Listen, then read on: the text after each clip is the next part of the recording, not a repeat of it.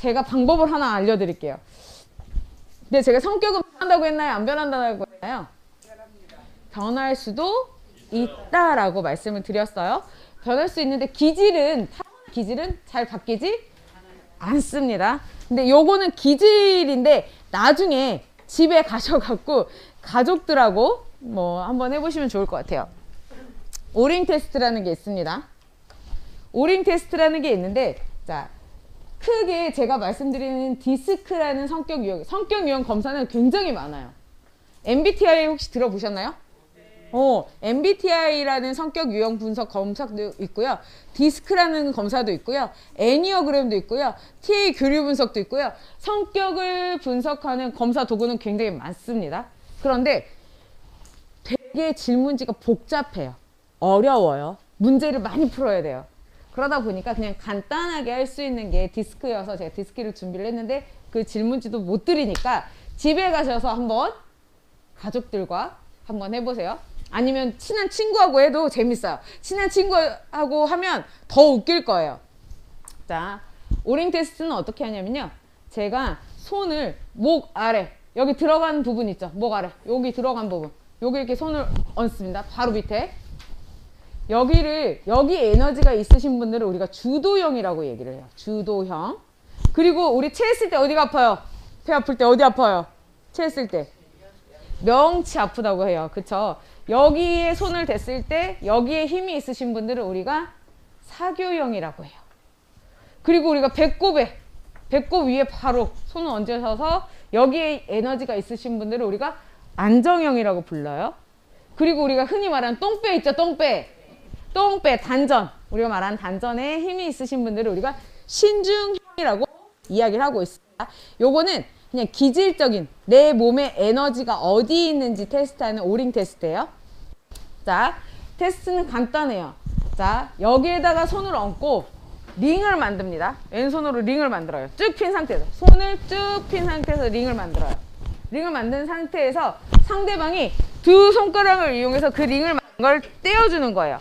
자, 떼어주는데 여기 손을 얹었을 때 떼임, 그 힘의 강도, 여기에 손을 얹었을 때 떼임의 강도, 여기 다 똑같을 것 같죠, 선생님들? 집에 가서 꼭 한번 해보세요. 다 달라요. 근데 다 다르진 않지만 유난히 안 떨어지는, 유난히 힘이 들어가는 부위가 있으실 거예요. 그게 내가 타고난 성격 기질이라고 보시면 돼요. 그래서 우리가 얘기할 때 맨 위에 있는 데가 주도형, 그리고 사교형, 안정형, 신중형이 되겠습니다. 그래서 집에 가셔서 테스트를 해보시는데, 자, 이 테스트 할 때 주의할 점 뭐가 있을까요? 남자분들, 내가 절대 뛰지 않을 거야. 힘을 너무 꽉 주세요. 자, 오링을 만들 때, 이 링을 만들 때요, 이 손가락이 이렇게 접혀서 막 힘을 주시면 안 되고요. 세 손가락을 피시고 링을 만들어 주셔야 돼요. 근데 정말 남자분들 힘 세신 분들, 여자분들도 힘 세신 분들은 이 링이 안 떨어지는 때가 있어요. 근데 유난히 안 떨어져도 힘이 더 들어가는 그 부위가 있어요. 그래서 그런 것들을 한번 집에 가셔서 한번 테스트를 해보시고 나는 어떤 유형일까 한번 생각해 보시면 돼요. 우리 선생님, 자, 제가 성격 유형을 설명해 드릴 건데 나는 어떤 유형일까 한번 생각하면서 들으시면 돼요. 그냥 나는 어떤 유형일까, 나는 이런 성격 같은데 한번 설명을 통해서 한번 추측을 해보도록 할게요. 자, 주도형을 한번 볼게요. 주도형은요, 되게 의리파예요. 그리고 말이 많아요. 그리고 사람들을 잘 이끌어요. 그리고 말도 빠르고 굉장히 리더십이 크고 동작이 큽니다. 근데 성격은 다 좋은 성격이 있을까요? 좋은 성격이 있는 반면 나쁜 부분도 있죠. 자, 저도요, 살아가면서 성격 좋다는 얘기 많이 들을 것 같아요? 못 들을 것 같아요? 좋다고 하겠어요? 감사합니다. 저 성격 좋다는 말은 많이 들어요. 그런데 제가 성격 좋다는 말을 많이 듣지만 저의 단점도 있겠죠. 사람이니까요. 그쵸? 그렇죠. 사람이 장점도 있지만 단점이 없는 사람은 없을 거예요. 그쵸? 누구나 다 단점은 가지고 있을 거예요. 제가 말씀드린 이 성격도 마찬가지로 내가 잘하는 부분도 있지만 내가 약간 약한 부분도 있어요. 못하는 부분도 있어요. 그거에 대해서 한번 설명을 드릴 테니 추측해 보세요. 제가 조금 더 손 들으라고 하면 손 드셔야 돼요. 주도형인지 사교형인지 안정형인지 신중형인지 손을 들어서 제가 한번 여기 계신 분들은 어떤 성격 유형인지 한번 분석을 해보도록 하겠습니다. 주도형의 강점은요, 굉장히 주도권을 잡아서 리더적으로 엄청 강인하게 사람들을 이끌어 나갈 수 있는 힘이 가득해요. 그 말은 뭐겠어요? 리더가 되려면 어때야 돼요? 리더가 되려면 힘이 있어야 돼요. 그러니까 말에 힘이 있으신 분들이 여기에 많이 들어가져 있어요. 말에 힘이 있고, 자, 내가 그 사람의 말을 따르려면 그 사람의 목적이 분명해야 돼요. 목표가 분명해야 돼요. 그쵸? 그래서 목적의식, 목표의식이 좀 뚜렷하신 분들이 여기 있고요. 도전도 되게 잘 받아들이시고 결정이 빠르세요. 결정이 빠르세요. 자, 이런 분들의 단점은 뭐가 있을까요? 사람들 되게 잘 이끌고 신속하게 결정하고 목표도 뚜렷해요. 말도 빨라요. 근데 이런 분들의 단점 뭐가 있을까요? 뭐가 있을까요? 자, 이런 분들의 조금 단점이라기보다는 약점은 다른 사람에게 무관심해요. 내가 빨리 일을 처리해야 되고 이 사람들이 빨리 나를 따라서 일을 처리해야 되기 때문에 다른 사람에게 관심이 별로 없습니다. 그리고 융통성이 별로 없어요. 그리고 내가 이끌고 가야 되기 때문에 좀 고집이 센 편이라는 이야기를 많이 듣습니다. 그리고 세부상, 나는 그 앞만 보고 가기 때문에 자잘한 것들에 그렇게 신경을 쓰지 않아요. 이런 것들이 좀 약점이 될 수 있겠죠. 자, 혹시 내가 주도형이라고 생각하시는 분들이 계신다고 하면 조금 이따 손을 들어주세요. 자, 두 번째 유형으로는 사교형이 있어요. 이분들은 굉장히 말하는 걸 되게 좋아해요. 말하는 것도 좋아하고 그리고 사람을 되게 좋아해요. 좀 수다스러운 분들 있죠. 그리고 주변에 사람이 많은 분들, 이런 분들이 여기 많이 속해져 있어요. 이분들의 강점으로 본다고 하면 이분들은 굉장히 인기가 많습니다. 사람들한테. 왜냐면요, 굉장히 사람들하고 잘 어울려요. 언니 어제 뭐 했어? 나 어제 된장찌개 먹었는데 되게 맛있었어. 굳이 얘기 안 해도 되는데 이렇게 좀 살갑게 사람들한테 얘기하는 유형이 여기 사교형이 많이 들어가져 있어요. 그래서 표현력도 좋고 낙관적이고 사람들하고 융화가 되게 잘 되고 친해지는 걸 되게 좋아해요. 그래서 사람들을 굉장히 즐겁게 만들어주는 유형이 많습니다. 그러다 보니까 이분들의 약점도 있을 수 있어요. 어떤 약점이 있을까요? 이분들의 약점은 말이 너무 많아요. 그리고 일을 한번 딱 벌려놓고 뒷마무리 있어요, 없어요? 없어요. 흐지부지 돼버려요. 그런 부분이 있고, 그리고 교묘한 말로 설득한다. 뭐냐면요, 제가 전형적인 사교형 유형이에요. 사교형 유형인데 저는 제가 좋아하는 게 뭐냐면 운동하는 걸 되게 좋아해요. 운동하는 걸 왜 좋아하게 됐냐면요, 저는 살찌는 게 별로 좋아하지 않아요. 살찌는 걸 좋아하지 않아요. 그러다 보니까 운동을 하루에 2시간씩 합니다. 요가 1시간, 필라테스 1시간을 해요. 그렇게 운동을 하는데 혼자 하면 재밌어요, 재미없어요? 재미없어요. 심심해요, 운동도. 처음에는 씩씩하게 가서 혼자 등록을 딱 합니다. 자, 3개월 끊으세요. 해놓고 나가요, 안 나가요, 보통? 안 나가요. 그쵸? 안 나갈 것 같으니까 주변에 있는 동생들을 꼬십니다. 하나씩. 있잖아, 나 거기 갔는데 나 원래 몇 킬로였잖아. 나 거기 일주일 다녔는데 0.5kg 빠졌어. 여기 살 진짜 잘 뺀다. 너도 다니면 살 빠질 거야. 같이 다닐래? 이렇게 설득을 되게 잘해요. 제가 전형적인 사교형이에요. 그래서 등록시킨 친구들이 몇 명이나 있을 것 같아요. 저 거기서 선물도 받았어요. 많이 영입을 했다고. 한 6명 제가 등록시켰어요. 6명을. 그러다 보니까 이렇게 내가 유리한 방향으로 설득해서 좀 내 편으로 만드는 이런 유형이 있을 수 있어요. 그리고 되게 충동적이고 결과에 대해서 되게 낙천적이에요. 언젠간 잘 되겠지.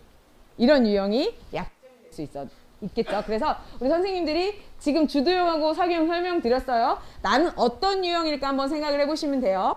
자, 다음으로 안정형이 있네요.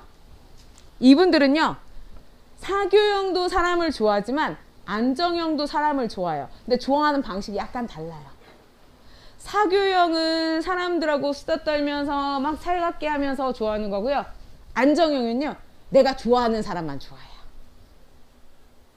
우리 그런 분들 있잖아요. 새로운 친구가 왔어요. 근데 막 내가 친해지려고 막 노력해요. 이건 어떤 유형이냐면 사교형이에요. 안정형 분들은 어떤 식으로 사람을 사귀냐면요, 내 사람이라고 인정이 될 때 친해져요. 내가 정말 이 사람은 내 사람이야, 나한테 해를 끼치지 않을 사람이야 할 때 친해지는 거예요. 그래서 이분들도 사람을 좋아하나 적극적으로 표현을 하지 않는다는 거죠. 그래서 사람 좋아하고 말수도 없고 동작도 없고 되게 소극적이신 분들이 여기에 들어가져 있어요. 이분들의 강점은 뭐냐면요, 충성스러워요. 한번 내가 인간관계를 맺으면 의리를 좀 지키는 편이 많고요. 그리고 의젓해요. 그리고 다른 사람의 의견이 딱 나왔을 때 그래, 너는 그럴 수 있겠어, 너는 그럴 만한 상황이었을 거야 하는 분이 있어요. 그리고 이분들은 대인관계가 굉장히 원만해요. 자, 저 같은 사교형은 저를 좋아하는 사람도 있고 싫어하는 사람이 존재해요. 왜요? 저는 말이 많으니까요. 그런데 안정형인 분들은 웬만한 분들과 다 친해요. 대인관계가 좋아요. 그래서 성격 좋다, 참 그 사람은 좀 우직하네, 이런 이야기를 듣는 경우가 안정형 성격 유형에 많이 들어가져 있어요.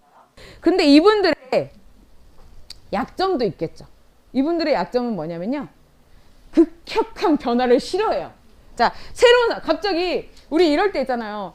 오늘 제가 밥을 먹어요. 밥을 먹는데 갑자기 제 친구한테 다른 친구 전화가 와요. 나 오늘 시간 있는데 너랑 밥 먹고 싶은데, 나 약속 있는데. 근데 사교형인 친구들은 그래, 그럼 나 거기 가서 같이 먹을까? 근데 안정형인 친구들은 뭐라고 얘기해요? 그래, 알겠어, 다음에 먹자. 왜? 새로운 환경을 별로 좋아하지 않아요. 그래서 변화를 싫어하는 거. 그리고 사람들한테 너무 관대해요. 참아요. 그래서 이분들은 감정을 잘 알아채기가 어려워요. 속마음을 잘 얘기하지 않아요. 그래서 정말 안정형인 분들하고 친해지기 위해서는 그분들의 속내를 잘 파악해야 돼요. 잘 파악해야 돼요. 그래서 속마음을 잘 표현하지 않다. 그리고 갈등 관계를 싫어해요. 갈등 관계를 싫어해서 이거를 피해버려요. 그럼 피한다고 해결이 되는 부분도 있지만 피해서 해결되지 않는 부분도 분명히 존재하기 때문에 이런 부분이 약점이 될 수 있습니다. 자, 마지막으로 신중형이 있어요. 신중형. 말만 들어도 신중할 것 같죠? 이분들은 되게 꼼꼼하고 분석적인 유형이 많습니다. 내가 평상시에 꼼꼼하다. 우리 여행 계획을 짠다고 생각을 해보세요. 자, 제주도를 갈 거예요. 자, 내일 모레 제주도 여행을 갈 겁니다. 자, 우리 선생님, 제주도 갈 거예요. 뭐부터 생각하세요? 자, 아니, 그럼 날짜도 안 정할게요. 자, 제주도를 가고 싶어요. 언제 가실 거예요? 토요일, 일요일 날. 자, 선생님 제주도 여행 요즘 가고 싶잖아요. 언제 가시고 싶으세요? 네. 여름에. 자, 토요일, 일요일, 여름에. 자, 그러면 제주도 여행을 가실 거예요. 뭘 준비하시겠어요? 옷 입을 거. 자, 가서 뭘 준비하실 거예요? 제주 갈 때. 내 몸 하나. 자, 그러면 거기 제주도 가서 뭘 하실 거예요? 제주도 여행을 한다고 생각을 해보세요. 뭘 하실 거예요? 구경도 하고 사진도 찍고. 우리 선생님 제주도를 가실 거예요. 뭘 하실 거예요? 제주도 여행을 가시면. 좋은 데 찾아서 가요. 자, 저는요, 제가 여행을 굉장히 좋아합니다. 여행을 굉장히 좋아하는데 저는 무작정 막 떠나요. 요일도 정하지 않고요. 나 오늘 가고 싶어? 그러면 막 떠나요. 떠나서 그게 하루가 될지 이틀이 될지 잘 몰라요. 저는 무작정 갑니다. 그런데 제 친구는 달라요. 제 친구랑 여행 계획을 할 때 성격마다 다 다르잖아요. 계획을 짤 때. 제 친구 어떤 한 명은 그래요. 야, 가자. 그냥 바람이라도 쐬고 오자. 이번에 벚꽃 되게 빨리 폈잖아요. 빨리 펴갖고 빨리 졌잖아요. 그래서 제가 그 꽃 타이밍을 놓친 거예요. 근데 원래 사람 많은 것도 별로 좋아하지는 않지만 평일날, 주말엔 사람이 많으니 평일날 제가 그랬어요. 자, 벚꽃 구경 가자 했을 때 오는 친구들이 있어요. 근데 다른 친구는, 어떤 친구는 이렇게 얘기하죠. 야, 꽃 구경 가게, 벚꽃 구경 가게, 빨리 나와. 그럼 어디로 갈 건데? 그래서 거기는 꽃이 며칠날 피는데 꽃이 지지 않았을까? 거기보단 여기가 나을 것 같은데? 굉장히 그런 친구가 있어요. 제주도를 간다고 했을 때, 저는 제주도 여행을 간다고 했을 때 계획을 한 번도 짜본 적이 없어요. 저는 제주도에 친척 언니도 살고요, 고모도 살고요, 친척 동생도 살아요. 그래서 그냥 마구잡이로 가요. 갑자기, 물론 한 번도 그 집에 가서 자본 적은 없어요. 근데 가서 만난 적도 없어요. 만난 적도 없지만 그냥 제주도는 왠지 지인이 있어서 그냥 아무 때나 가도 되는? 그래서 그냥 좀 편하게 가는데, 부산 갈 때도 여수 갈 때도 그냥 저는 계획 없이 그냥 가요. 그런데 제 친구는 어떤 성격을 가지고 있냐면요. 자, 9시에 기상, 9시에 그 주변에 맛집, 그 숙소 주변에 맛집. 자, 끝났어. 10시에 어디 관광, 11시에 나와서 또 다른 데 이동 시간 해갖고 계획표를, 일정표를 쫙 짜갖고 와요. 그런 친구 있어요, 없어요? 있어요. 그런 친구들이 신중형에 들어가져 있어요. 되게 계획적이에요. 꼼꼼해요. 그래서 이런 신중형 친구들은 내가 만약에 내가 부족하다, 내가 뭔가 계획을 해야 된다, 부족하다 그러면 이 신중형 친구들한테 이것 좀 계획해주면 안 돼? 그러면 잘할 거예요. 그래서 이분들은 강점이 뭐냐면요. 계획적이고 되게 그 계획대로 일을 하려고 하다 보니까 유능하다는 소리를 엄청 많이 들어요. 일을 잘해요. 그리고 분석적이고 철저하고, 자, 자기가 이렇게 계획을 잘 짜요. 근데 저를 봤을 때, 그 사람이 저를 봤을 때는 어떨까요? 깝깝하겠죠. 너는 여행 가는데 아무런 대책도 없이 그냥 가냐? 이런 말이 될 수도 있겠죠. 그래서 이분들의 기준은 되게 높아요. 기준점이 되게 높고, 그리고 자기 훈련에 능숙하다. 이분들의 약점은 뭐냐면요. 기준점이 높기 때문에 남에 대해서 좀 비판적이에요. 너는 왜 그것밖에 못해? 내가 이렇게 준비했으면 너는 이 정도는 준비해야 되는 거 아니야? 이런 거 해줘야지. 그래서 굉장히 비판하기도 좋아하고, 그리고 너무 꼼꼼하다 보니까 이 계획이 틀어지면 나머지 계획도 틀어지잖아요. 그렇기 때문에 그거에 대해서 되게 예민하게 받아들이는 경우가 많아요. 그리고 의심이 많고, 그리고 여러 가지 협조적인 걸 원하고 있죠. 자, 우리가 4가지 성격 유형에 대해서 얘기를 했어요. 첫 번째는 뭐였죠?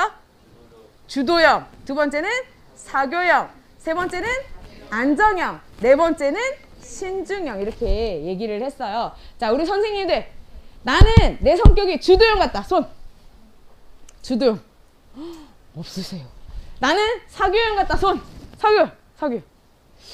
제가 봤을 땐 여기 사교형 많으신데 손을 안 드시네. 우리 선생님 사교형일 것 같으신데. 자, 그러면 나는 안정형일 것 같아. 안정형. 자, 나는 신중형일 것 같다. 손 안 드신 분들은 나는 잘 모르겠다. 그쵸? 저도 이게 성격이 검사할 때마다 좀 다르게 나타나기는 해요. 사교형이 나왔다가 안정형이 나왔다가 이러기도 하는데, 이게 무조건 답은 아니에요. 뭐냐면요. 제가 말씀을 드릴게요. 자, 이런 유형이 있어요. 자, 사람이 살아가다 보면 밥 먹는 게 되게 중요하죠. 그쵸? 밥 먹는 게 되게 중요해요. 자, 밥을 4명이서 먹으러 갔어요. 사교형도 가고, 주도형도 가고, 안정형도 가고, 신중형도 갔어요. 밥을 먹으러 갔는데, 이렇게 얘기하는 유형은 어떤 유형일까 한번 맞춰보세요. 짜장면 통일. 아줌마 여기 짜장면 4개요. 이렇게 외치는 사람 누굴까요? 주도형, 사교형, 안정형, 신중형이 있어요. 저렇게 얘기하는 사람은 어떤 유형일까요? 주도형이요. 맞아요. 주도형이에요. 자, 저도 그걸로 주세요는 유형은 어떤 유형일까요? 맞아요. 크게 얘기해 주셔도 돼요. 무슨 유형이요? 그렇죠. 안정형이 이렇게 얘기해요. 왜요? 그냥 다른 사람의 의견을 그냥 동조하고 자기가 뭔 갈등 상황도 싫어하고 그냥 그래 그 사람이 맞을 거야 하면서 따라가 주는 성향이 안정형. 그럼 이렇게 얘기하는 사람은 누굴까요? 쓱 들러보는 거죠. 중국집을 갔어요? 쓱 들러봐요. 이 집에서 사람들이 많이 먹고 있는 게 삼선볶음밥을 많이 먹고 있네? 그래? 그러면 나도 삼선볶음밥. 누구야? 그렇죠. 신중형이요. 되게 분석적이죠. 가게에 들어가서 이 집에 뭐가 맛있을까? 보는 거예요. 사람들 이렇게 메뉴. 뭐 먹고 있네. 이 집은 그게 맛있을 거야. 그래서 그걸 시키는 분들은 신중형. 자, 이렇게 얘기하죠. 저 같은 성격. 제가 짜장면을 먹으려고 갔는데 아니야. 이 집은 짬뽕 진짜 국물. 나 얼마 전에 왔는데 완전 국물 쫙. 이 집은 짜장보다는 짬뽕이 더 죽여. 맛있어. 이렇게 해서 짜장을 시키려고 했는데 어느 순간 나도 모르게 짬뽕을 시키게 돼요. 이런 유형이 그렇죠. 사교형. 자, 제가 이 얘기를 왜 할까요, 우리 선생님들? 지금 의사소통하고 있어요. 행복한 가정 생활을 하기 위해서는 소통이 잘 돼야 된다고 말씀을 드리고 있는데 이 이야기를 한 이유는 뭘까요? 성격이 제가 처음에 남자와 여자 큰 틀로 봤을 때는 남성과 여성이 다를 수도 있다. 근데 그것보다 더 세부적으로 보면 각각의 성격이 다 다르다. 말하는 방식도 다 다르다. 지금 상황만 놓고 봐도 진짜 성격 유형이 되게 다양하지만 저는 진짜 크게 4개로만 나눴어요. 4개로만 나눴는데도 말하는 게 다 다르다라는 거죠. 이 다름을 우리가 인정을 해야 된다는 거죠. 그래서 이런 것들을 얘기를 하고 있어요. 내가 서로 대화 방식이 다르고 이 사람이 이야기하는 거에 대해서 내가 받아들일 때 그 사람이 무엇을 원하는가, 그 사람은 그래서 그랬구나 라고 인정을 한번 해주시고 들어가는 게 되게 좋습니다. 자, 그리고 또 하나 우리가 의사소통을 할 때 소통을 할 때 되게 중요한 게요, 요게 중요하대요. 뭐라고 써 있어요? 자, 한 대씩 다 집에 갖고 계시죠? 그쵸? 다 갖고 있는 거 아니에요? 누구나 다 갖고 있습니다. BMW 갖고 있어요. 어떤 거냐면요, 바디, 무드, 워드예요. 자, 혹시 제가 아까 프로필에서 잠깐 띄워놨는데 제가 어느 기관에서 일하고 있는지 잠깐 보셨나요? 제가 선거관리위원회에서 교수로 일을 하고 있어요. 선거관리위원회에서 교수로 일을 하고 있는데 그러다 보니까 제가 어떤 관심이 많을까요? 정치에 관심보다는 선거, 민주주의 이런 거에 관심이 되게 많아요. 저는 선거관리위원회에 있기 때문에 정치적인 정당의 색깔을 표현할 수가 없어요. 그래서 옷 입을 때도 정당 색깔 옷 입으면 큰일 나요. 막 이런 식으로 막 이렇게 좀 절제되어 있는 그런 걸 많이 요구를 해요. 그런데 제가 포스터를 굉장히 유심히 봐요. 지금 대통령 누구죠? 그쵸? 근데 이 대통령 선거를 할 때 포스터가 여러 장 붙었어요. 10장 이상이 붙었어요. 10장 이상이 붙었는데 포즈는 다 똑같았습니다. 어떤 포즈였냐면요, 이 포즈였어요. 팔짱은 낀 포즈로 다 포스터로 이렇게 해가지고 10장 이상이 쫙 붙어 있었어요. 그런데 딱 한 사람만 이렇게 붙어 있었어요. 이렇게요. 이렇게 붙어 있었어요. 자, 우리 선생님들, 제가 선생님들하고 이야기를 나누는데요, 제가 이러고 얘기를 해요. 이러고 얘기를 합니다. 어떤 느낌 드세요? 거만하게 보이고, 또 대화하기 싫어질 것 같아요. 대화하기 싫어진다. 그렇죠? 되게 거만해 보이고, 너는 얘기해. 나는 귀찮아. 나 네 얘기 별로 듣고 싶지 않은데 그냥 여기 앉아 있는 거야. 이런 느낌이에요. 자, 그런데 제가 요러고 있습니다. 요러고 우리 선생님들하고 얘기를 해요. 둘이서 얘기할 건데 요러고 얘기해요. 어떤 느낌 드세요? 느낌.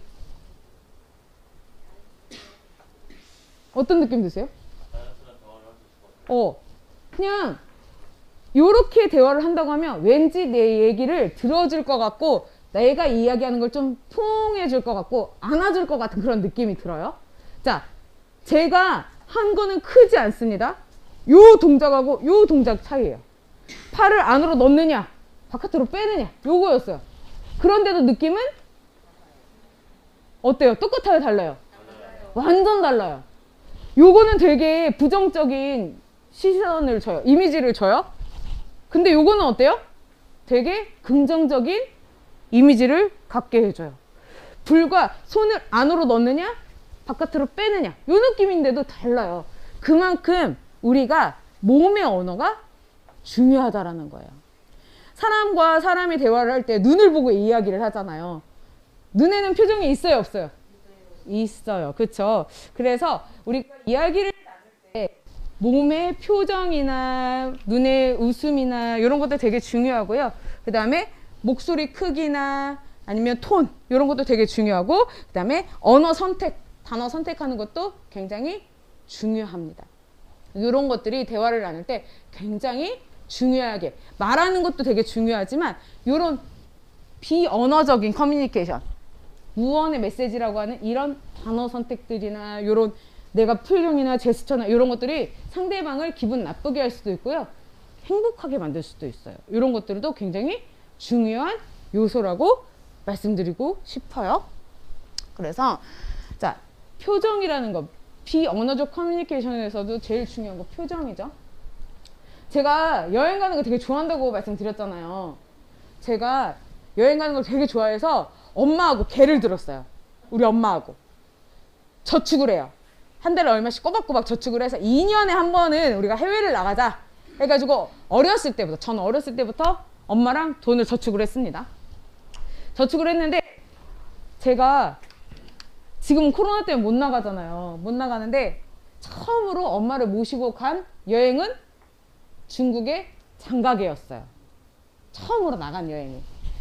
왜냐면 제 생각은 뭐였냐면 저희 엄마가 그래도 건강하실 때 다리가 좀 튼튼했을 때 장가게는 산을 등산하는 코스가 굉장히 많아요. 그래서 한 살이라도 우리 엄마 더 젊었을 때 좀 힘들지만 경관이 좋은 이쪽으로 여행을 가야겠다 해서 중국으로 딱 여행 결정을 딱 장가게를 가야겠다 해서 결정을 했어요.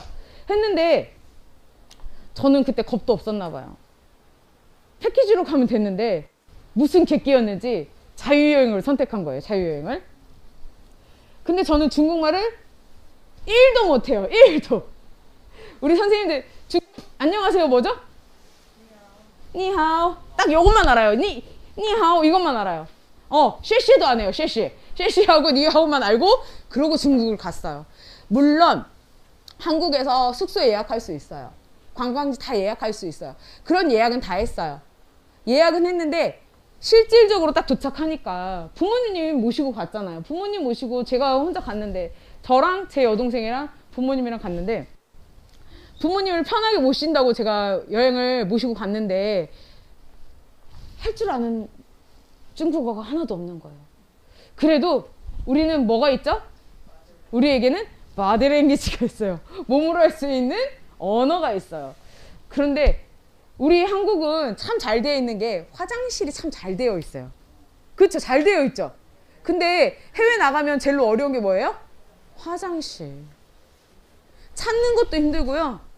또 더군다나 돈을 내래요. 돈 내래요. 그래서 화장실이 굉장히 어려워요. 근데 제가 엄마가 화장실 가고 싶으시대요. 화장실 안내해 드려야 돼. 근데 중국어를 하나도 몰라. 화장실이 뭔지도 몰라. 어떻게 해야 돼요? 선생님 어떻게 해야 돼요? 저 몸으로 해야 돼. 몸으로. 자, 몸으로 해야 되니까 자, 화장실이 급해요. 그러면 어디로 만져야 돼요? 어디? 밑에. 밑에 이렇게 잡아야 돼. 자, 잡아요. 근데 저는 관광객이잖아요. 그쵸? 그 여자잖아요. 예뻐 보이고 싶잖아요. 배를 움켜잡고 미소를 띄어요. 타인이니까. 그리고 내가 이 나라 자국민이 아니니까 관광객이니까 웃으면서 얘기를 해요. 배를 붙잡고. 막 이래요. 그러면 그 사람은 나한테 뭐라고 얘기해요? 또라이. 저 사람 미쳤나? 왜 모르는 사람한테 나한테 왜 이러지? 뭐야? 수작 거는 거야? 이럴 수 있어요. 그쵸? 그렇죠. 그럼 저는 어떻게 했어야 돼요?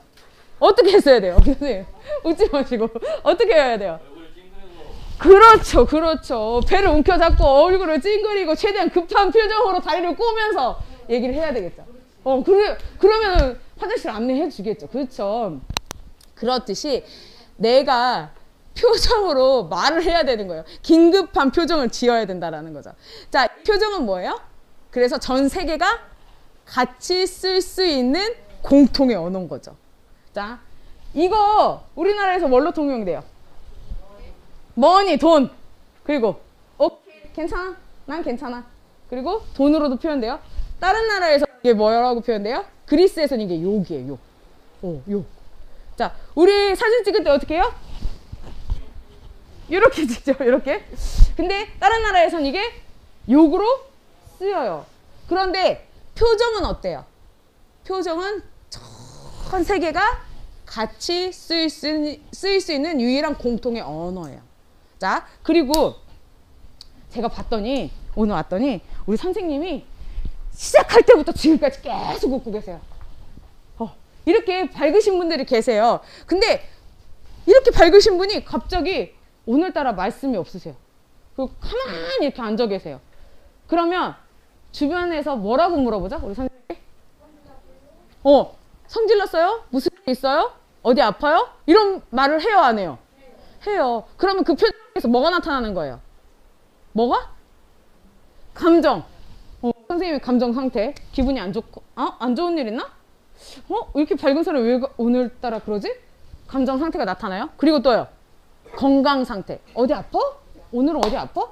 그러니까 표정에서는 뭐가 나타나냐면 그 사람의 감정도 나타나고요. 그 사람의 건강 상태도 나타나고요. 이 표정은 전 세계가 공통적으로 쓸 수 있는 공통의 언어라는 거죠. 그래서 표정은 굉장히 중요해요. 우리가 대화를 할 때 이 표정이 굉장히 중요한데 이 표정을 상대방의 표정을요 잘 읽는 사람은요 공감 능력이 정말 뛰어나신 분들이에요. 근데 표정을 자 우리 선생님 제가 아까 말씀드렸잖아요. 오늘 무슨 일 있어? 아파? 이렇게 표정을 보고 그 사람의 감정 상태나 건강 상태를 내가 물어본다고 하면 그 사람한테 공감을 잘하는 사람이에요. 근데 그냥 무신경한 사람들은 그 사람의 표정을 잘 읽지 못해요. 그래서 표정을 읽는 습관이 되게 중요한데 소통시 필요한 거는 이 표정이에요. 자, 고양이 가지고 훈련을 한번 해볼게요. 자, 고양이는 지금 어떤 감정일까요? 지금 어떤 감정일까요? 우리 선생님. 고양이 어떤 감정 지금? 행복해 보인다. 행복해 보인다. 요거는요? 어떤 것 같아요? 감정이. 슬퍼 보인다. 예? 크게 말씀해 주세요. 제가 마스크 때문에 잘 들리지 않습니다. 조금만 크게. 어떤 느낌일까요? 어떤 감정? 기분이 좋아 보인다. 자, 요거는요? 한쪽 입꼬리가 좀 많이 올라갔어요. 웃는 건데, 맞아요. 웃어요. 웃고 있어요. 비웃는 것 같아요. 자, 우리 일상생활에서 한쪽 입꼬리만 올라갔을 때 어떤 느낌을 줄까요? 사람하고 대화를 해요. 근데 웃고는 있는데 한쪽만 좀 올라가요. 약간 느낌이 비웃는 그런 느낌이 들겠죠. 요거는 어떤 느낌일까요?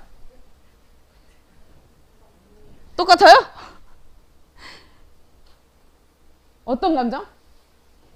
웃는 느낌. 요거는요? 화난 거나 뭐 놀란 느낌이 드신다고 하시네요. 자, 그러면 요거는요? 응? 별꼴이야, 별꼴이야. 그 별꼴이야라는 감정은 어떤 감정일까요? 자, 삐진 느낌, 별꼴이야. 요 느낌은요? 어떤 느낌? 멍 때리는 느낌. 그래, 무념무상 멍 때리는 느낌. 그래, 나는 아무 생각이 없다, 아무 생각이 없다, 이런 느낌. 자, 이렇게 고양이 가지고 훈련을 해봤는데요. 실질적으로 방송에서 나왔어요. 표정의 비밀이라고 해가지고 방송에 나왔는데요. 이 방송에서 순간 달칵 달칵 찰칵 하는 사이에 표정이 나타나요. 근데 그 표정을 순간의 표정을 잘 읽으시는 분들이 공감 능력이 뛰어나다라는 연구 결과가 있습니다. 우리 선생님 제가 한번 보여드릴게요. 자, 어떤 감정인지 한번 맞춰주세요. 순간 지나갑니다. 잘 보셔야 돼요.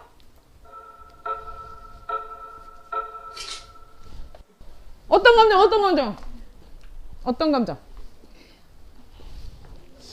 어떤 표정이었을까요? 어떤 표정? 나는 아무것도 모르네. 자, 다시 한번 보여드릴게요. 오, 너무 빠르죠. 그 순간의 감정을 잘 캐치하시는 분들이 공감 능력이 높대요. 너무 짧았죠? 어떤 감정? 찡그려졌다, 찡그려졌다. 챗! 약간 그런 느낌 있죠? 챗, 경멸. 경멸의 표정이었어요. 자, 두 번째 한번 가볼게요.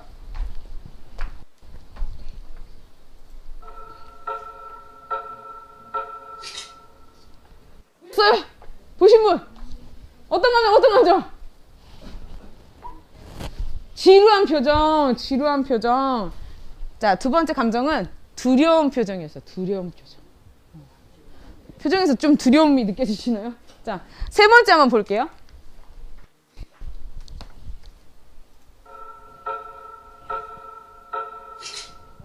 어떤 표정? 어떤 감정? 놀란 표정. 역시 우리 여기 선생님들은 공감 능력이 뛰어나신 분들이 되게 많았어요. 놀란 표정 맞았어요. 근데 제가 이거를 여러 기관에서 사용해봤지만 이 감정을 맞춰주시는 분들이 적었어요. 굉장히 적었어요. 그런데 여기는 정말 잘 맞춰주시는 거예요. 자, 마지막으로.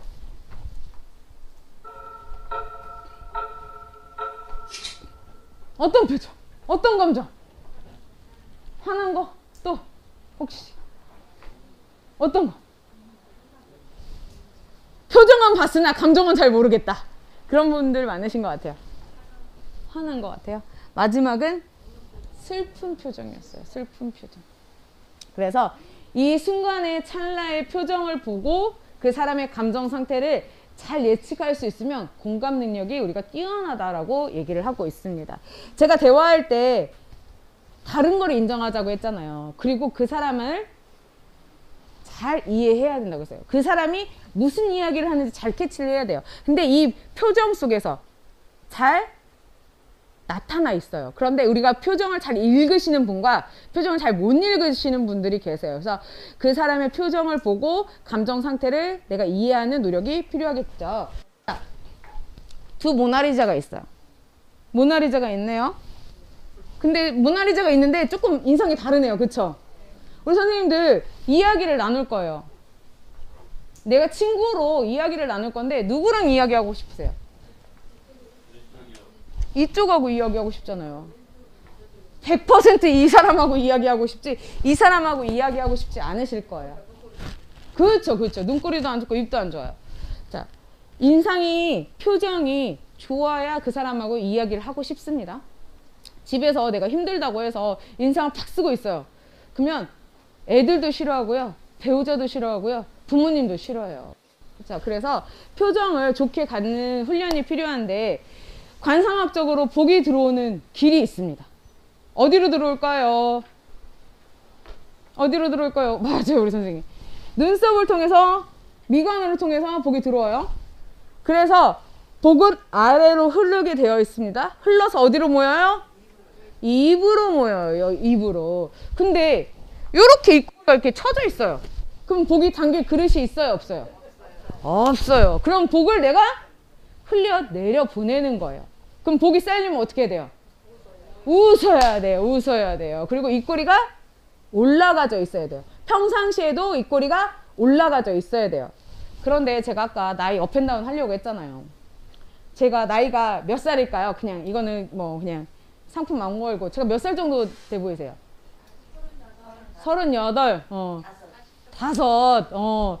제가 그것보다 조금 더 먹었어요. 조금 더 먹었어요. 조금 더 먹었는데 이제 40이 넘어가다 보니까 입꼬리가요 처지게 되더라고요. 이게 저는 솔직히 강사를 하니까 막 웃으면서 이야기를 할 수밖에 없어요. 웃으면서 이야기를 할 수밖에 없어서 그나마 저는 또 말로 하는 직업이잖아요. 그러니까 입을 많이 쓰니까 그나마 입꼬리가 덜 처지는 편이에요. 그런데 그럼에도 불구하고 좀 처지더라고요. 근데 복은 어디로 쌓인다고요? 입으로요. 입으로 모이는데 입꼬리가 처지면 되겠어요? 안 되겠어요? 안 돼요. 그래서 입꼬리를 어떻게 하면 올릴 수 있을까요? 우리 선생님들. 웃어야 돼요. 근데 웃을 일 많아요? 없어요? 없어요. 그러면 강제로라도 올려야겠죠? 강제로 어떻게 올리면 될까요? 제가 마스크 때문에 시연은 못 해드릴 것 같고요. 자, 간단한 훈련으로 입꼬리 올릴 수 있어요. 제가 진짜 실험을 했는데 정말 올라갔어요. 자, 진짜 올라갔으니까 꼭 하세요. 혹시 내가 입꼬리가 처져 있다 하시는 분들은 꼭 집에 가서 하루에 한 번만 하셔도 돼요. 이왕이면 아침 저녁으로 하시면 진짜 좋은데 귀찮으시면 한 번만 하셔도 돼요. 자, 마스크는 다 끄셨으니까 집에 가서 하셔야 돼요. 자, 볼펜을 가지고 앞니로만 볼펜을 물으시는 거예요. 앞니로만. 그러면 이런 모양 되겠죠. 앞니로만. 아래도 두 개가 이렇게 있겠죠. 자, 이런 모양으로 무신 다음에 이 꼬리가 볼펜 끝에 닿으면 안 돼요. 그러면 이 꼬리에 힘이 들어갈까요? 안 들어가요? 들어가게 돼요. 그거를 하루에 3분에서 5분 정도만 해주시면 돼요. 설거지 하시거나 아니면 신문을 보시다거나 아니면 드라마를 보시거나 뭐 뉴스를 보실 때 잠깐만 해주시면 돼요. 아침 저녁으로 하면 이 꼴이 정말 올라가요. 진짜 제가 해봤는데 올라가더라고요. 근육 생기더라고요. 그래서 우리 선생님들이 좀 좋은 인상을 갖기 위해서 이런 노력들을 해주시면 참 좋을 것 같다라는 생각을 했습니다. 자, 그리고 이 영상이 재생이 될까 안 될까 잘 모르겠는데, 자, 영상 안 볼게요. 왜냐면 또 이게 또 영상에 문제가 있을 수도 있으니까 영상 말고 제가 얘기를 할게요. 사람이 카사노바 아시죠? 카사노바. 그 사람은 뭘로 유명한 거예요? 카사노바. 왜 우리가 누구를 보았을 때 카사노바라고 부르죠? 바람둥이를 카사노바라고 부르잖아요. 그쵸? 근데 이 카사노바라는 사람이 진짜 실존 인물이잖아요. 이 카사노바라는 사람이 정말 바람둥이에요. 정말 세상 이런 바람둥이가 없어요. 근데 그 사람은요, 잘생기지도 않았고요, 뭐 그렇게 특별히 대단한 게 없었어요. 근데 이 사람이 잘하는 게 하나 있었어요. 뭘 잘했을까요? 잘하는 거 있었어요. 말을 잘했을까요? 아니, 화술이 뛰어난 것도 아니었어요. 말을 잘하지도 않았어요. 왜 바람둥이가 됐을까요? 잘생기지도 않고, 우리가 흔히 말하는 잘생기지도 않고, 뭐 재력이 막 뛰어나지도 않고, 뭐 말을 잘하는 것도 아니었어요. 근데 바람둥이가 될 수 있었던 이유는 뭐였냐면요, 잘 들었어요. 사람 이야기를 너무 잘 들어준 거예요. 그래서 심지어 이 사람이 이 카사노바가 교도소에 수감이 돼요. 교도소에서 수감이 됐는데 그 교도관까지 홀려버린 사람이 바로 카사노바예요. 여자뿐만이 아니고 남자들도 홀려버린 사람이 카사노바입니다. 근데 이 사람이 장점이 뭐였냐면요, 잘 듣는 거. 잘 들었기 때문에 주변에 사람이 많았습니다. 우리 선생님들도 내가 말하는 걸 좋아하는지 듣는 걸 좋아하는지 한번 잘 생각해 보세요. 탈무드에 이런 얘기가 있어요. 왜 귀가 두 개고 입이 하나인지. 왜 귀가 두 개고 입은 하나일까요? 귀는 들어주는 거고 입은 말하는 거잖아요. 뭐냐면 내가 한 번 말하고 두 번 들어라 얘기하는 거예요. 탈무드에서 그런 이야기가 나와요. 그만큼 내가 말하는 것보다 중요한 건 상대방의 이야기를 들어주는 게 정말 중요하다라고 이야기를 하고 있어요. 자, 제가 지금까지 계속 우리 선생님들하고 이야기하는 게 2시간 동안 이야기하는 게 뭐였냐면요, 첫 번째, 가정이 행복하려면 소통이 잘 돼야 되는데 소통이 잘 되기 위해서는 첫 번째 뭐가 있어야 됐어요? 우리가 서로 다름을 인정하자. 그 사람과 나하고 성격도 다르고 대화 방식도 틀리고 설명하는 것도 틀리고 행동하는 것도 틀리다. 그 사람은 그 사람만의 고유의 성격과 행동 패턴이 있으니 우리가 조금은 상대방의 입장에서 이해하자. 그리고 이야기할 때는 누구 기준으로 이야기를 해야 된다? 상대방 기준으로 이야기를 해야 된다라고 말씀을 드렸어요. 그리고 뭐였어요? 또 표정을 잘 읽자. 그 사람의 감정을 잘 읽어주자. 이 사람이 이야기를 할 때 무슨 의도로 얘기를 했을까? 나는 괜찮아 하지만 표정은 너무 슬픈 표정이에요. 그럼 그건 괜찮은 거예요? 안 괜찮은 거예요? 안 괜찮다라는 거예요. 그쵸? 그렇기 때문에 그 사람을 감정을 잘 읽어주자. 요거 얘기했고요. 그리고 마지막으로 제가 말씀드린 건 뭐예요? 잘 들어주자. 내가 이야기하는 것도 중요하지만 상대방의 이야기를 내가 잘 들어주자. 이런 게 있습니다. 자, 상호성의 법칙이라는 거 들어보셨나요? 우리 선생님들? 자, 제가 오늘 김제 지역 자활센터를 왔습니다. 김제 지역 자활센터를 왔는데 솔직히 제가 준비한 거는 요거하고 좀 다른 걸 준비했는데 갑자기 막 유튜브에 막 이렇게 막 저작권이 막 걸리고 하니까 제가 모든 걸 다 못하게 됐어요. 그런데 제가 이렇게 막 어떻게 이거 수업을 이끌어가지 하다가 막 이렇게 어떻게든 해갔는데 우리 선생님이 그거에 대해서 감동을 받으시고 이렇게 감동을 받으시고 제가 다음에 왔는데 선생님 그때 선생님이 그렇게 해주셔서 제가 이렇게 대화 방식을 좀 바꿨더니 제 인생이 달라졌어요. 이렇게 저한테 칭찬을 해주셨어요. 그러면 제가 다음에 김제 지역 자활센터로 왔을 때 그분을 봤을 때 제가 어떤 느낌이 들까요? 어떤 느낌? 되게 좋고 그분을 위해서 내가 뭐라도 하나 해드리고 싶다라는 생각이 들죠. 우리 선생님들 그런 경험 있으실 거예요. 윗집에서 이사 왔다고 떡을 하나 갖다 주거나 아니면 윗집에서 조금 내가 쿵쾅거려서 미안하다고 내가 제일 좋아하는 뭐 과일을 한 박스 갖다 줬어요. 그럼 우리 선생님은 어떤 감정이 드세요? 어떤 감정? 고맙고 나도 좀 뭐가 생기면 좀 같이 나눠 먹어야겠다라는 생각이 드시죠. 그게 왜 그러냐면 내가 상대방의 호의를 받았을 때 상대방이 베품을 나한테 행했을 때 나도 그 사람한테 뭐라도 줘야지 그 사람한테 뭘 잘해줘야지 이런 마음에 빛을 지게 됩니다. 그러면 나는 그 사람한테 빛을 졌기 때문에 빛을 갖기 위해서 노력을 해요. 그쵸? 그러면 선행이랑 내가 베푸는 거는 누가 먼저 해야 될까요? 내가 먼저. 내가 먼저 하면 그건 언제나 누구한테 들어와요? 나한테 들어와요. 그렇기 때문에 우리가 대화할 때, 행동할 때, 뭐 할 때 내가 먼저 베푸는 게 중요해요. 그러면 언젠가는 나에게 꼭 돌아오게 되어 있습니다. 그게 바로 상호성의 법칙입니다. 우리 선생님들 제일 중요한 거, 가족끼리 제일 중요한 거. 제가 상호성의 법칙 말씀드렸잖아요. 먼저 베풀으라고 얘기했잖아요. 가정에서 제일 실천할 수 있는 게 뭘까요? 내가 먼저 베풀어야 된다. 칭찬이에요. 칭찬. 우리 선생님들 칭찬 많이 하십니까? 우리 선생님 진짜 잘하고 계시는 거고요. 칭찬에 되게 인색해요. 특히 한국 사람들 되게 칭찬에 인색해요. 그래서 내가 먼저 가정에 들어가서 칭찬해 주는 거죠. 오늘따라 되게 멋있는데? 오늘따라 우리 와이프 드라이 잘 돼갖고 되게 예쁜데? 오늘 메이크업 정말 잘 먹었다. 우리 신랑 오늘 이발하고 갔는데 진짜 최고네. 내 자녀? 야, 공부 못하면 어때? 나는 그래도 너의 성격은 정말 훌륭하다고 생각해. 이런 칭찬이 우리 가정을 더욱더 풍요롭게 만듭니다. 그래서 내가 먼저 칭찬하고 이런 분위기를 만들어야 우리가 가정이 행복할 수 있지. 내가 만들지 않으면 누가 만들어줘요?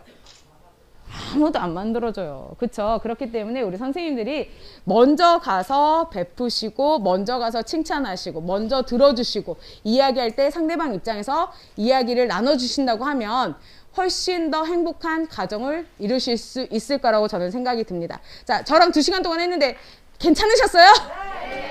네, 우리 선생님들 저랑 2시간 동안 함께 해주셔서 감사하고요. 자, 다음에 또 뵐 일이 있으면 뵙도록 하겠습니다. 감사합니다. 안녕하세요. 예쁜 신호진 선생님 오셔야 되는데 제가 맡게 됐어요. 더 예쁘죠? 네. 예, 여러분들 네이키움 통장에 대해서는 계속 근무하셨던 분들은 많이들 알고 계실 거예요. 근데 네이키움은 누가 가입을 하냐? 여기 계신 지금 교육을 현재 듣고 계신 분들은 다 가입하실 수 있어요. 근데 여기 선생님의 친구분, 우리 자아센터에서 근무하지 않는 친구분은 가입할 수 있어요? 없어요? 없어요. 우리 우리 자활센터에 참여하시는 분들만 가입할 수 있는 통장이 바로 내일키움 통장이에요. 그래서 내일키움 통장 그럼 어떤 지원 내용이 있냐 한번 볼게요. 지금 1개월 이상 연속 자활근로 사업단에 참여하시는 분들이 가입할 수 있고요. 그 다음에 보면은 본인이 적립금을 정할 수가 있어요. 어떤 통장은 막 딱 나라에서 정해놓은 금액만 할 수 있는데 내일키움은 5만원, 10만원, 20만원 본인이 선택해서 생활의 여유에 따라서 적금을 들 수가 있고요. 그 다음에 내일키움 그러면 나라에서 내가 적금을 듣는데 왜 적금을 들라고 하냐? 지원금을 주려고 적금을 들으라는 거예요. 근데 지원금은 얼마까지 주냐? 보니까 지원금은 3가지나 준대요. 한 가지도 아니고 몇 가지요? 네, 3가지나 줘요. 그게 중요한 거죠. 그래서 첫 번째, 내일근로 장려금이라고 그래서 내가 가입한 금액에 1대1로 매칭을 해줘요. 5만원 적립하면 5만원을 주는 거예요. 10만원 적립하면 10만원을 주는 거예요. 근데 제한이 10만원까지라서 20만원 드는 분들은 10만원까지만 줘요. 첫 번째 적립금은 최대 얼마까지? 10만원까지. 그래서 20만원이신 분들은 10만원까지. 그럼 이게 10만원 들지 뭘로 20만원 들어 그러거든요.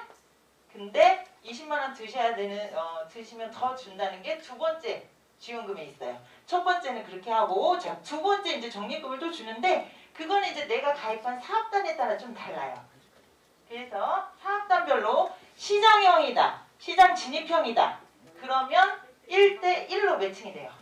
그럼 내가 시장형에 가입하고 20만원을 가입했어. 그러면 얼마를 줘요? 20만원을 주죠. 아까 2번에서는 20만원. 그럼 1번 지원금에서는 얼마 줘요?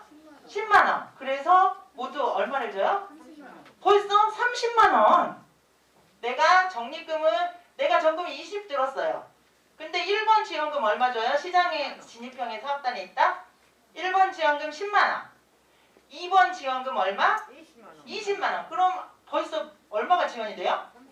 나는 20 넣었는데 30만원 지원금이 나오는 거예요. 그런데 지원금이 한 가지 더 남았어요. 3가지 준다고 그랬죠? 한 가지는 뭐예요?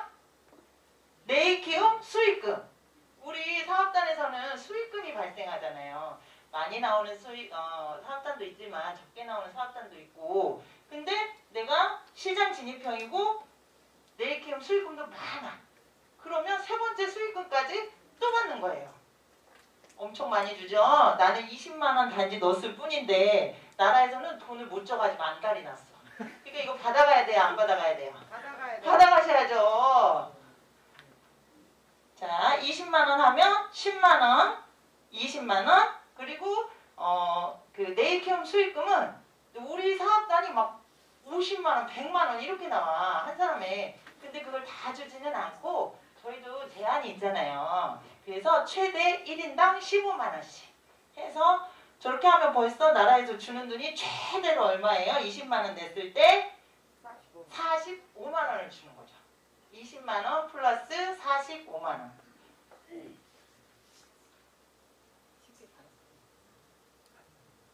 최대 3년 동안 했더니 얼마예요? 2,340만원. 45만원 했을 땐 잘 안 오죠. 근데 3년 뒤에는 2,340만원을 지원받을 수 있다는 거예요. 자, 그럼 누구한테 주냐? 아무한테나 다 줄까요? 아니죠. 또 나라에서 주는 거는 이렇게 조건이 있어요. 네, 대신에 이렇게 지원을 해줄 테니까 여러분들이 스스로 일할 수 있는 힘을 길러서, 어디에서 길러요? 여기 자활센터에서. 그래서 몇 년 동안 참여하죠? 5년 동안 참여를 하잖아요. 그래서 5년 동안 자립, 자활을 할 수 있는 힘을 길러서 너희가 그동안, 여러분들이 그동안 힘을 길러서 우리도 목돈을 함께 주겠다 하는 거거든요. 그래서 보면은 취업이나 창업을 하시는 분들한테 지원이 돼요. 우리 자활센터 종료하는 5년 뒤에 통장도 같이 종료를 하시면 돼요. 근데 5년 안에 내가 자활센터 들어오자마자 가입을 했어. 근데 통장은 3년이잖아요. 3년 기간 동안이다 보니까 3년 끝나는 시점에 저렇게 취업을 하거나 창업을 해야 되니까 자활센터에서 계속 근무를 할 수 있어요? 없어요? 없어요. 네, 없어요. 그래서 조금 더 2년 정도 자활센터에서 근무를 해보고 그리고 내가 조금 힘도 길러지고 어느 정도 네일 키움도 가입할 수 있는 여유가 생겼다 하면 2년 정도 돼서 3년 차에 가입을 하시면 돼요. 그래서 그때쯤 권유를 하시면 이제 종료되는 시점하고도 맞고 해서 종료하면서 같이 취업, 창업 어차피 사업단 종료하게 되면 우리가 취업을 하거나 따로 창업을 하거나 또 뭐 다른 곳에서 일을 할 수 있잖아요. 그래서 같이 맞물려서 하시면 가장 좋아요. 아니면 지금 내가 수급자에서 윗단계로 탈수급을 하셔도 돼요. 취업을 안 하셔도 탈수급이 되면 되고 가구원 중에 누군가 수입원이 있으면 늘어나게 되죠. 그래서 생계 의료 수급에서 자활 특례 등으로 전환하게 되셔도 인정을 해줘요. 그리고 특례 수급자에서 탈수급을 하거나 하셔도 인정을 해주고 차상위는 인정이 안 되세요. 아니면 대학교 입학을 하시는 지금 보면 20대 분들도 계시잖아요. 그래서 이것도 해당이 되고요. 자격증 아무거나 되냐 그건 아니고 국가 공인 자격증에 대해서만 해당이 돼요. 그래서 그 쉽게 여러분들이 가장 많이 따셨던 게 그 요양보호사 자격증 많이 따셔서 신청하세요. 그거는 통장 가입 기간 동안 따셔야 인정이 돼요. 요양보호사, 세탁기능사, 면허증으로는 그 운전면허증으로 일종 대형면허, 특수면허 그리고 이게 그 통장 딱 끝나는 시점에 무조건 이걸 다 해야 되냐 그건 아니고 6개월 동안 유예기간이라고 있어요. 6개월 통장 36개월 끝나고 6개월 안까지만 증빙 제출을 하시면 되세요. 그래서 다 취업이 됐어. 취업도 하고 통장도 다 잘 구립하고 해서 하게 되면 또 이 금액이 아까 2,340만 원이라는 돈을 지원을 해주잖아요. 근데 그 돈을 나라에서 줬더니 막 유흥업소 가가지고 술 먹고 막 이렇게 할 수도 있잖아요. 그래서 그런 돈에 나는 쓰지 않았다는 사용용도 증빙을 하는 거거든요. 왜 저 돈을 증빙을 해야 되냐 하시는 분들이 계셔서 설명을 드리면 나는 이렇게 내가 자립자활을 하기 위해서 주택보험도 넣고 병원비로도 쓰고 자녀 교육비로도 썼다 하는 돈을 증빙을 하는 거예요. 그래서 지원되는 금액의 50%에 해당하는 증빙 서류만 내시면 되거든요. 그래서 본인이 얼마 정도 이제 36개월 만기되는 시점에 저한테 그냥 자활센터 전화하셔도 되고 팀장님한테 전화 달라고 하면 제가 전화를 할 거예요.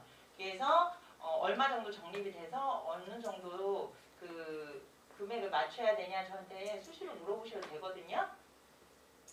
그래서 증빙 서류는 이렇게 자가구입이나 주택 대출금 그리고 자녀 그 학원비 뭐 창업에 관련한 그리고 이것도 안 되고 다 안 된다 그러면 뭐 그 국민연금이나 건강보험료 자가부담으로 내신 거 있으시면 본인 부담금에 한해서 혜택이 되고요. 의료비는 그 미용 목적을 제외하고 의료 목적으로 시술한 거에 대해서는 지원이 돼요.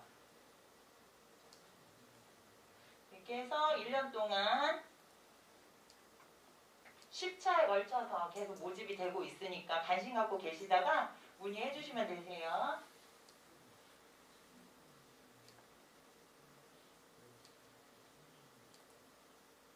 네, 이렇게 해서 빨리 밥 먹으러 가야 되잖아요. 배고프잖아요. 고생하셨는데. 그래서 만약에 질문이 있거나 그리고 이 통장 가입하고 36개월 동안 4번의 의무교육을 받으셔야 되세요. 그래서 가입하신 분들 저한테 교육 얼마나 받았는지 확인하실 분들은 저 사무실에 있으니까 오후에는 사무실로 오셔서 물어보셔도 되고 쉬는 시간에 와서 확인하셔도 되거든요. 그리고 뭐 이제 자료 준비하는 거, 증빙서류 이런 것들 저한테 개인적으로 오셔가지고 물어보시면 좋을 것 같아요. 왜냐면 다 가입하신 게 아니라서 점심시간 있으니까 이 정도 하고 끝내도록 하겠습니다. 애쓰셨습니다.